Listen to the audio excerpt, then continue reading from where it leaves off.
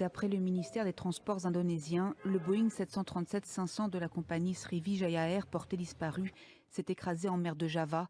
Quelques minutes après son décollage de l'aéroport international, il a perdu le contact avec la tour de contrôle. Des navires de la marine ont déjà été déployés aux environs du lieu probable du crash, à quelques kilomètres de la capitale, dans la zone dite des 1000 îles, une région très touristique. Target Sriwijaya tidak ke arah 075 derajat, melainkan ke barat laut.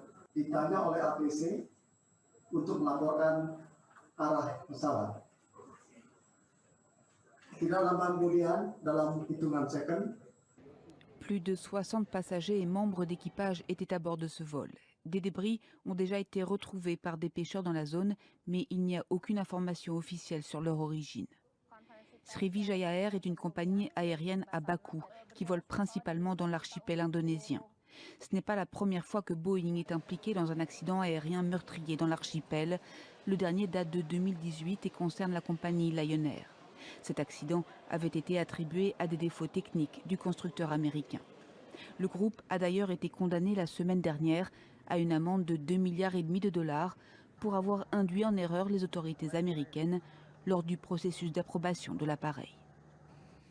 Et avec nous, Xavier Titelman, bonsoir. Vous êtes spécialiste de la sécurité aérienne. Pour l'instant, on ignore tout des causes de cet accident. Quelles sont, selon vous, les hypothèses les plus plausibles ?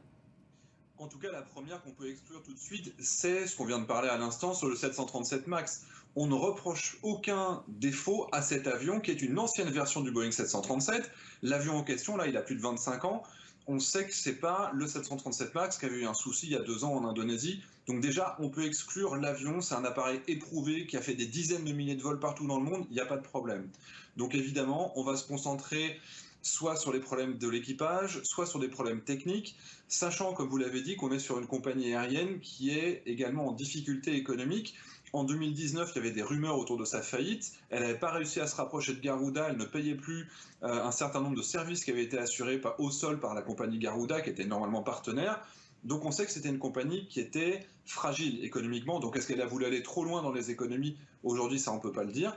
En tout cas, il n'y a pas de cause qui est évidente. On peut peut-être exclure quelques scénarios. Par exemple, ce n'est pas une explosion, puisque l'avion a continué à envoyer des informations jusqu'à ce qu'il tombe dans la mer. Donc il a perdu 10 000 pieds, donc 3 000 mètres en moins d'1 minute, mais il a continué à émettre. Donc il n'y a pas une explosion, ce n'est pas un attentat a priori. On ne peut pas imaginer une panne moteur, puisqu'une panne moteur, un avion va être capable de planer sur plusieurs dizaines de kilomètres. Il aurait pu revenir planer jusqu'à son point de départ. Donc aujourd'hui, on n'a pas de réponse, mais on peut exclure quelques grands scénarios. Ça pourrait être donc une erreur humaine plutôt ?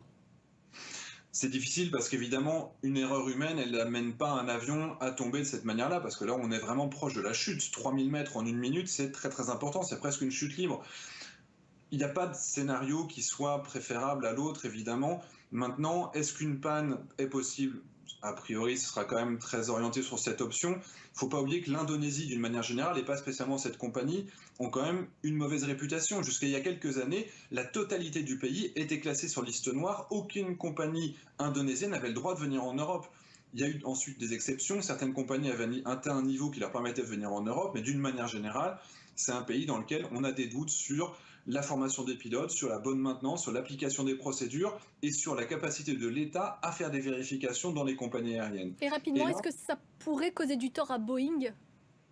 Non, très objectivement là, Boeing ne peut pas être en cause sur un avion aussi ancien qui a volé partout dans le monde sans aucune difficulté. Ils vont accompagner l'enquête évidemment puisque c'est un Boeing qui s'est crashé, mais là on ne pourra pas leur reprocher quoi que ce soit, le Boeing n'est pas en cause.